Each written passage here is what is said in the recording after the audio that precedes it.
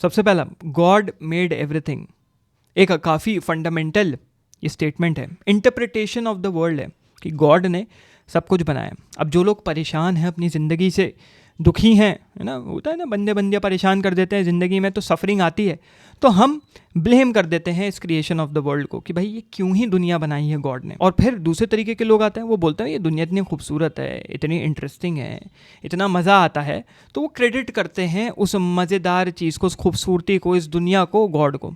तो दोनों तरफ से लोग आते हैं। एक बोलता है गॉड ने दुनिया बना दी, मैं परेशान हूँ, और एक ने बोले दुनिया इतनी खूबसूरत है, गॉड ने क्या दुनिया बनाई है, मज़ा आ गया। अब गॉड जो है, दैट समवन जो हम बात कर रहे हैं, समवन क्रिएटेड समथिंग, जो दैट समवन है वो एक एंटिटी हो सकता है, वो एक बीइंग हो सकता है, but particularly that particular thing is metaphysical, मतलब हम उसको अपनी फिजिकल रियलिटी में समझ नहीं सकते हैं। It is beyond our laws of physics, या हमारे फिजिकल लॉज उसको एक्सप्लेन नहीं कर सकते हैं।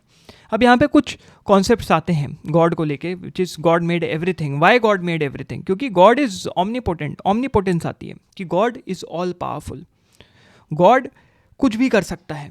गॉड ऐसी ऐसी चीज़ें जो हमें लगता है इलॉजिकल हैं, वो टास्क और वो फीट्स परफॉर्म कर सकते हैं। उसके बाद आता है omnipresent, God is everywhere, God हर जगह है, you don't need to find God somewhere. तीसरा ऑमनी साइंस, मतलब गॉड नोज एवरीथिंग, सारी नॉलेज, सब चीज़ों का ज्ञान, द थ्योरी ऑफ एवरीथिंग भाई जो हॉकिंग वगैरह देना चाह रहे थे, वो गॉड को पता है। फिर ऑमनी बेनेवोलेंस, मतलब God is very good, God is all good. अब इसके काउंटर्स आते हैं जिसके बारे में हम आगे बात करते हैं, but this is the fundamental question, top tip of the iceberg, God made everything.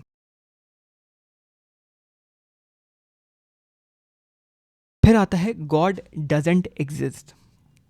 अब यहाँ पे कुछ सेक्ट के लोग आते हैं, वो बोलते हैं कि हम अपनी ज़िंदगी में दोस्त इतने बोर हो गए थे कि हमने गॉड का कॉन्सेप्ट क्रिएट कर दिया।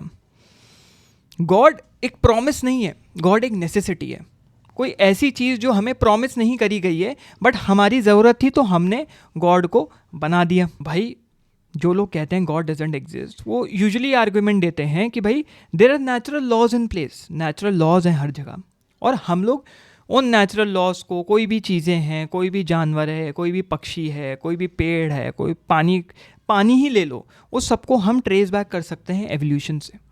तो गॉड का यहाँ पे क्या काम है भाई? सब कुछ तो एवोल्यूशन की वजह से हुआ। अगर गॉड इतना ही पावरफुल था तो बिलियंस ऑफ ईयर्स क्यों लग गए सबको सब चीज़ें बनने में, है ना भाई? इंटरफेयर भी तो कर सकता था गॉड और फट से चीज़ें बन सकती थी। अभी तो भैया बिलियंस ऑफ ईयर हमने ये भी रैंडमली फेंक दिया। अभी आगे चलते जाओ एग्जिस्टेंशियल आइसबर्ग में, अभी समझ में आएगा कि जो बिलियन ईयर्स भी है ना, ये भी बहुत पेचीदी चीज़ है भाई। यहाँ पे एक प्रिंसिपल आता है जिसका नाम है ऑकम्स रेजर। वो ये स्टेट करता है कि जो सिंपलेस्ट एक्सप्लेनेशन होती है किसी भी चीज़ की, वो बेस्ट होती है। लोग चीज़ों को कॉम्प्लिकेट करना चाहते हैं, लोग चीज़ों को मुश्किल बनाना चाहते हैं। नहीं नहीं नहीं नहीं नहीं भाई, चीज़ बहुत सिंपल है, उसको इतना कॉम्प्लिकेट करने की ज़रूरत नहीं है, और जितना सिंपल चीज़ को रखोगे उतने ही ईजिली चीज़ों को एक्सप्लेन कर पाओगे, and that is the best explanation. और अगर कुछ हो रहा है इस दुनिया में, इस यूनिवर्स में, जो हम कह रहे हैं कि देयर इज़ समथिंग हैपनिंग, वो इन्हीं रीजन्स की वजह से हो रहा है, और वो रीजन्स नेचुरल लॉज की वजह से आ रहे हैं, वो रीजन्स गॉडली इंटरफेरेंस डिवाइन की वजह से नहीं आ रहे हैं। तो अपना दिमाग खोलो। अब यहाँ पे कुछ लोग आते हैं जो ये कहते हैं कि हम पूरी तरीके से नहीं कह सकते गॉड एग्जिस्ट और गॉड डज नॉट एग्जिस्ट, तो वो अनसर्टेनिटी में रहते हैं। Those people are agnostic. फिर कुछ लोग आते हैं, वो ये बोलते हैं कि इस दुनिया में या इस यूनिवर्स में गॉड की एग्जिस्टेंस को सपोर्ट करने के लिए इनफ डेटा नहीं है, इनफ एविडेंस नहीं है, एम्पेरिकल डेटा बोल सकते हो। तो हम तो भाई गॉड के ऊपर नहीं मानते जब तक तुम कोई डेटा लेके ना आओ और प्रूफ करो गॉड एग्जिस्ट।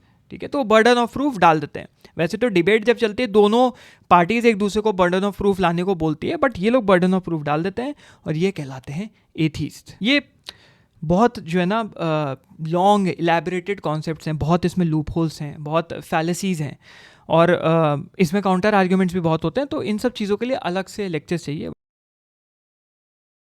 फिर आता है बिग बैंग थ्योरी।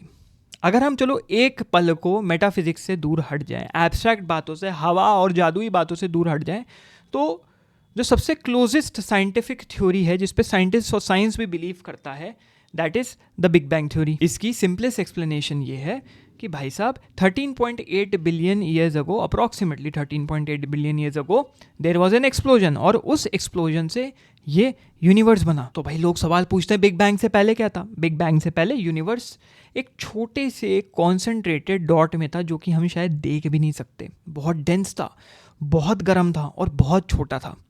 फिर वो फटा, और जब से वो फटा है तब से वो कूल डाउन हो रहा है और तब से वो एक्सपैंड कर रहा है, वो बाहर जाए जा रहा है, बाहर जाए जा रहा है, उसके ऊपर कोई रोक नहीं है। अब क्या है कि साइंटिस्ट को एक और डाउट होता है कि भाई ये जो यूनिवर्स एक्सपैंड कर रहा है, क्यों एक्सपैंड कर रहा है, किस लिए एक्सपैंड कर रहा है? भाई हमारी गाड़ी में थोड़े से पेट्रोल डालें, थोड़ा आगे नहीं चल पाती है भाई साहब, पेट्रोल खाली हो जाता है। ये ऐसी क्या एनर्जी है जो इसको एक्सपैंड करने में मदद कर रही है?